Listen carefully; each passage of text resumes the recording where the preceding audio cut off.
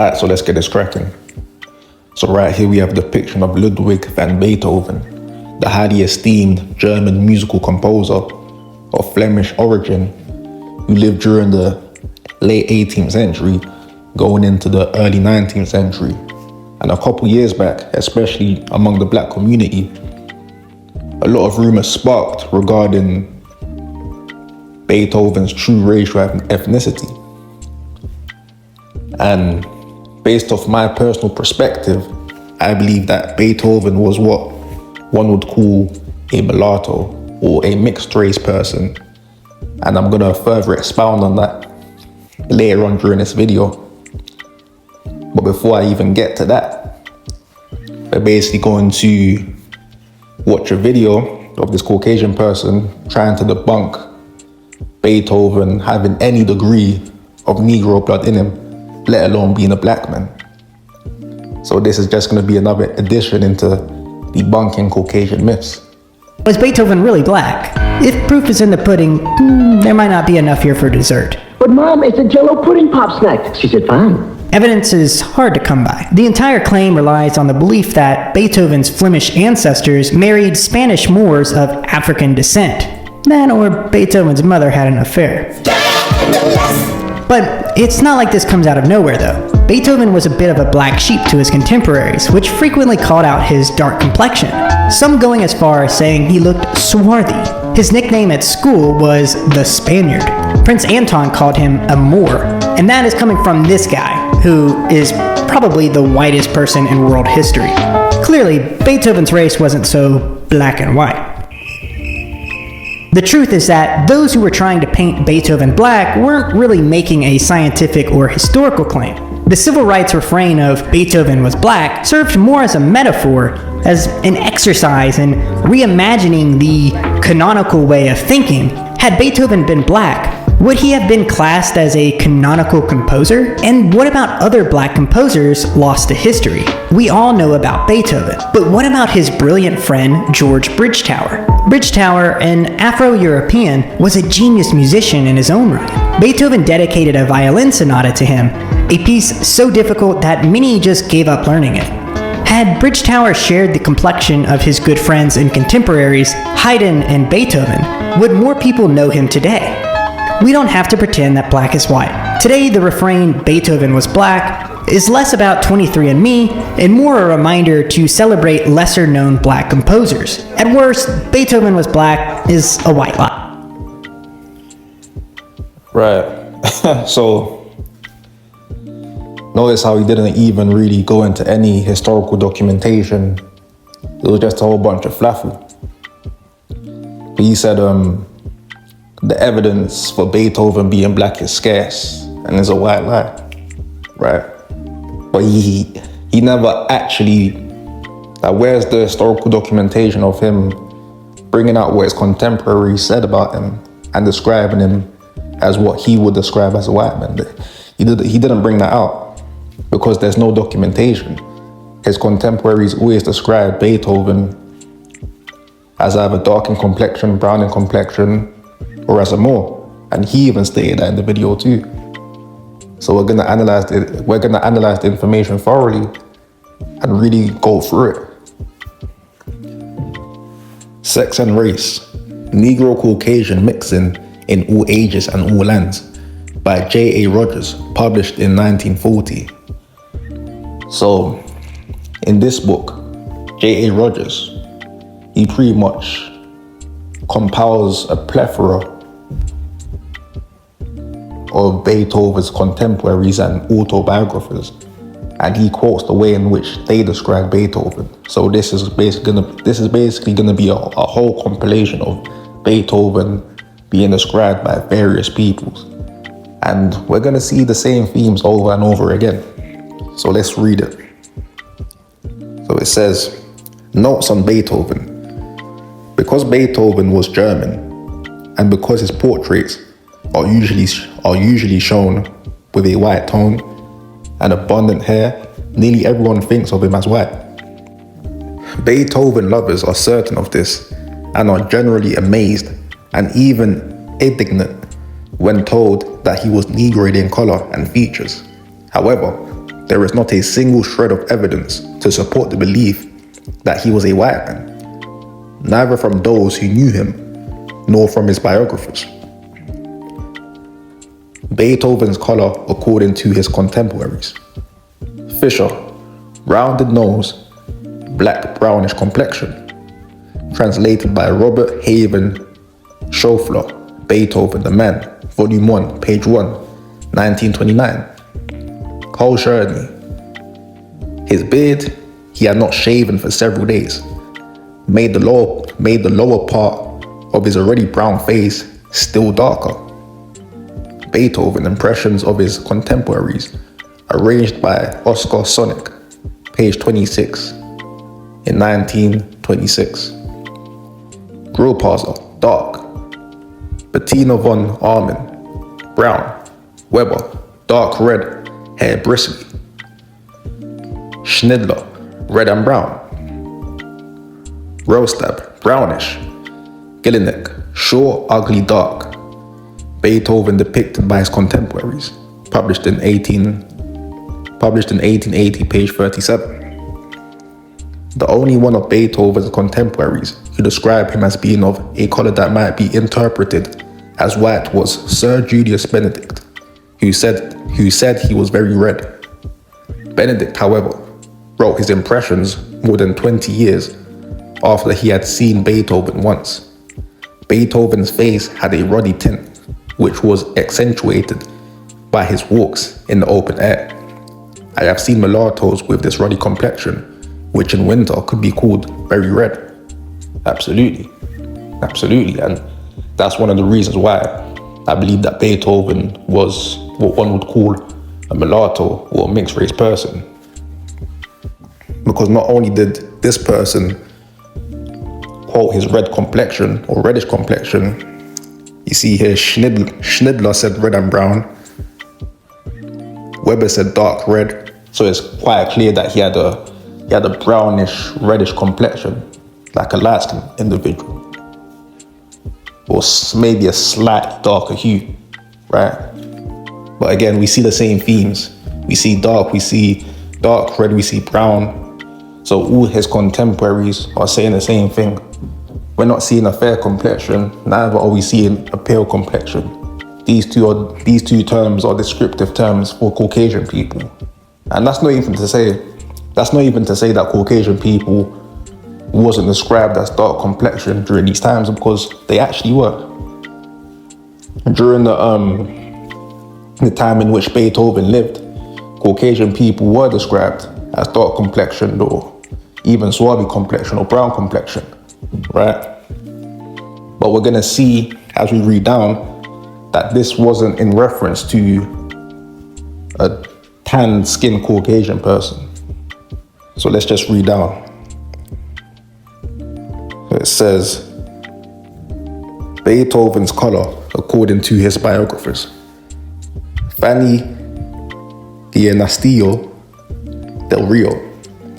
Beethoven could not possibly be handsome man. His somewhat flat broad nose and rather wide mouth, his small piercing eyes and swarthy complexion, pockmarked into the bargain, gave him a strong resemblance to a mulatto, you see. So the flat broad nose, the wide mouth, and the swarthy complexion. Because swarthy complexion as well, even though it means black, it's not always in reference to a person that's super dark. It can also be in reference to a person that's brownish in complexion, because swarthy also means tawny, and tawny means tanned or brownish, right? So to give an example, a person like a Steph Curry, the basketballer, he could be described as swarthy, you know. But yeah, so one of his autobiographers notes that he was a mulatto, or had a strong resemblance to a mulatto. So let's read down. So this was from An Unrequited Love, an episode in the life of Beethoven, page 60, published in 1876. It says, Fanny Gianastillo was in love with Beethoven. Her husband kept a boys' home where Beethoven sent his nephew. Her diary was published after her death and was dedicated to Queen Victoria. Now it says, May Byron, Suave. So yeah, okay, cool. So this other biographer described Beethoven as suave. And this is quoted from A Day with Beethoven, page 9, 1927. The word suave comes from the Anglo-Saxon sweat, black. This word in various forms has the same meaning in several North European languages, as in the German Schwarz. Yeah, so like, for example, Arnold Schwarzenegger. His name literally means a black nigger. Or even black, because nigger means black as well. So that even lends credence to Arnold Schwarzenegger having black ancestry. So let's read down. It says, Alexander Wheelock Thayer, in his description of Beethoven, cites the following story from André de Hepesy, another of Beethoven's biographers. He had it from Capani. The story is about Haydn, Beethoven's teacher. So keep that name in mind, Haydn.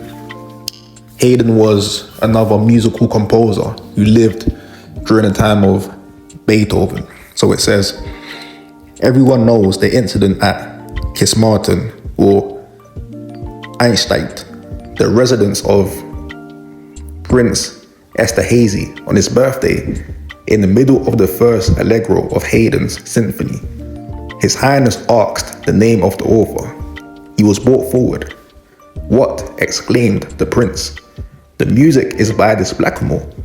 Well, my fine Blackamoor, henceforward thou art in my service. What is thy name? Joseph Haydn. You see, so Beethoven's teacher, Joseph Haydn, was referenced to as a Blackamoor. So keep this in mind.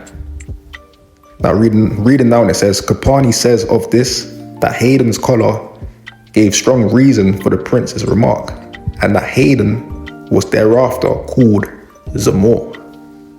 As late as the last century, the word Moor was used to describe Negroes in all the countries of Western Europe. Shakespeare uses the words Moor and Negro synonymously. In Germany, the Negro was called Moor. In France, Moor or Moor. In Sweden, Morian, etc. Reading now, it says, Thayer, by way of illustrating how dark and negroid Beethoven was, used the above-mentioned incident concerning Haydn and adds that Beethoven had even more of the Moor in his features than his master, that is Haydn. He adds that Beethoven's nose too was rather broad and decidedly flattened. You see, so Joseph Haydn was referenced to as a Moor or a Blackamoor, and this autobiographer, they are saying, well, listen, Beethoven was even more Moorish in appearance than Joseph Haydn, his teacher. His nose was broad and flat, much like a Negro. So it's just giving us so much insight, and it's just showing us at the very least that Beethoven was a mulatto. It's clear as day. So just reading on, it says, Thayer adds, a true and exhaustive picture of Beethoven as a man would present an almost ludicrous contrast to that which is generally entertained as correct. Okay, so he's basically saying the current portraits and depictions that they have of Beethoven is completely disparate to how Beethoven actually looked. Reading on, it says, as sculptors and painters have each in turn idealized the work of his predecessor until the composer stands before us like a Homeric god, until those who knew him personally, could they return to the earth, would never suspect that the grand form and more noble portraits are intended to represent the short, muscular figure and pock-pitted face of their old friend, you see? So he's saying, listen, if Beethoven's contemporaries were living here today and they saw the mainstream portraits and depictions of Beethoven, it would be unrecognizable to them. They'll be like, who's this? This ain't Beethoven. So this is coming out of one of his autobiographers saying this. He recognized that these paintings and these depictions were whitewashed and they're idealized. It's based off the painter's and the artist's imagination. It's a fantasy. So reading on, it says, okay, so this is another autobiographer, Frederick Hertz. It says, Beethoven was short and corpulent. He had coal-black hair, dark eyes and skin. His face was quite ugly, with strong protruding jaws, receding forehead, and flat, thick nose. One may easily trace in Beethoven slightly Negroid traits, you see. The translation is Race and Civilization, page 123, published in 1928. On page 178, Hertz also says Beethoven with his Negroid traits. Again, another biographer recognizing Beethoven with Negroid traits. You know, he said a thick, flat nose. So this is another common theme, is another characteristic of Beethoven, the broad, flat nose. And now it says, Bruno Springer, in his Racial Mixture, as a basic principle of life, as reported in the New York Times, July 1st, 1940, in an article entitled Negroid Blood in Hitler's Aryans, mentions Beethoven as one of the great Germans who was of Negro ancestry. This book, according to the Times, was published in Berlin. Again, another one bites the dust. So now it says, Emil Ludwig says, his, in brackets, Beethoven's face reveals no trace of the German. He was so dark that people dubbed him Spagno, certain that there was a mixture of Spanish blood in this half Netherlander, as in so many others. Beethoven, page 8, 1943. Other writers here and there have also, like myself, been struck by Beethoven's Negroid appearance. J.W. Chadwick says that Frederick Douglass, great mulatto abolitionist, bore a certain resemblance to Beethoven, and I agree. Beethoven did resemble Frederick Douglass. For those who know Frederick Douglass, he was an African American who lived during the 19th century.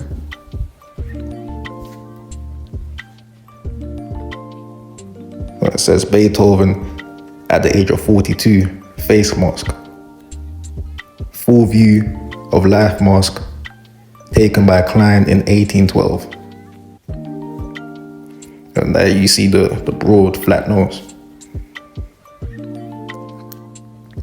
So it says W.E.B. Du Bois, writing of George Bridgetower, Beethoven's mulatto companion and accompanist, says, and the unexplained complexion of Beethoven's own father, the Negro, page 141, published in 1915. W.C.B. says of Coleridge Taylor, noted English mulatto composer, the story is told of a playful prank of Mr. Henry Downes, who decorated the large bust of Beethoven in the conservatoire with Coleridge Taylor's sombrero. It was a small hat for a large head, but it helped to show the remarkable resemblance that existed between the sovereign composer and the colored one. This likeness in brow and the outlines and general expression of the face has been remarked in later photographs of Coleridge Taylor. So they're conveying another resemblance between Beethoven and a mulatto who lived during the 20th century called Samuel Coleridge Taylor. So again, that's why I've come to the conclusion that Beethoven was at the very least a mulatto. So reading on, it says, in short, there is no evidence whatever to show that Beethoven was white. Beethoven's grandfather came from Louvain, Belgium, which with Holland had been ruled for centuries by Spain. The Spaniards of that time not only had considerable Negro strain from the Moorish invasion, but they had unmixed Negroes in their armies.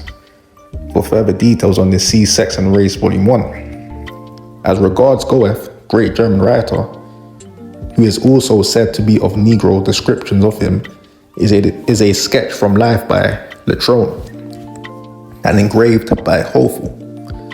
Done in charcoal, it showed Beethoven dark, that is, more like the descriptions of his color. However, in some books, this picture has been changed somewhat. The charcoal has been rubbed out, giving quite a different aspect to his face. One of the latter appears in Emil Ludwig's Beethoven. Compare this, for instance, with a reproduction from the original in Paul Becker's Beethoven, page 80, published in 1911, German edition.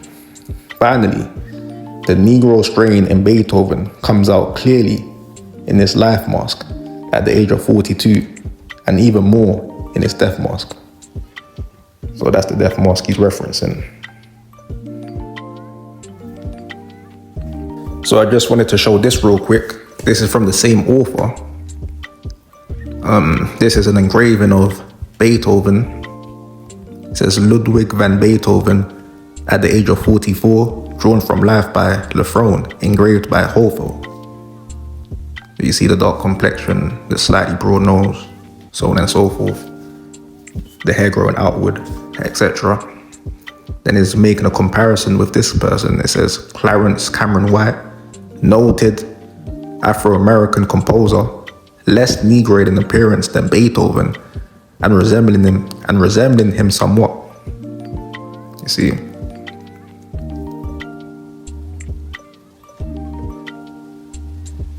So this would be a real life representation of how Beethoven would somewhat look, something like this, but as the author said, even more Negroid in appearance.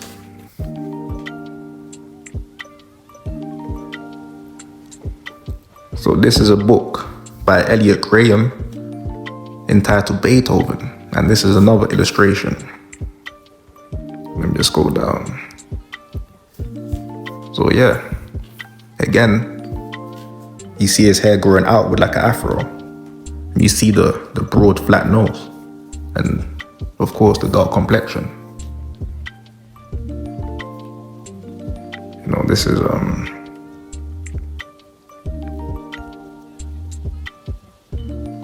this book was published in 1876. So you have a few somewhat, accurate representations of Beethoven, but that's not going to be put to the forefront. The whitewash depictions are going to be put to the forefront, of course, as we all know already. Right, so I just wanted to read a portion of this article real quick from The Guardian. It says, Beethoven was black. Why the radical idea still has power today. Exactly 80 years after Beethoven's death in 1907, the British composer Samuel Coleridge Taylor began speculating that Beethoven was black. Coleridge Taylor was mixed race, with a white English mother and a Sierra Leonean father, and said that he couldn't help noticing remarkable likenesses between his own facial features and images of Beethoven's. Having recently returned from the segregated US, Coleridge Taylor projected his experiences thereunto the German composer. If the greatest of all musicians were alive today, he would find it impossible to obtain hotel accommodation in certain American cities. His words would prove prophetic. During the 1960s, the mantra "Beethoven was black" became part of the struggle for civil rights. By then, Coleridge Taylor had been dead for 50 years and was all but forgotten. But as campaigner Stokely Carmichael raged against the deeply ingrained assumption that white European culture was inherently superior to black culture, the baton passed. Beethoven was as black as you and I, he told a mainly black audience in Seattle, but they didn't tell us that. A few years earlier, Malcolm X had given voice to that same idea when he told an interviewer that Beethoven's father had been one of the blackamoors that hired themselves out in Europe as professional soldiers, you see. So this isn't even a modern day phenomenon. Like, these rumors have been spreading way back to the civil rights movement. And this person, Samuel Taylor, when he saw images of Beethoven, he saw a likeness between his appearance and Beethoven's appearance. So again, the evidence is too much, man. There's a copious amount of evidence to suggest that Beethoven was, at the very least, as I said, a mulatto.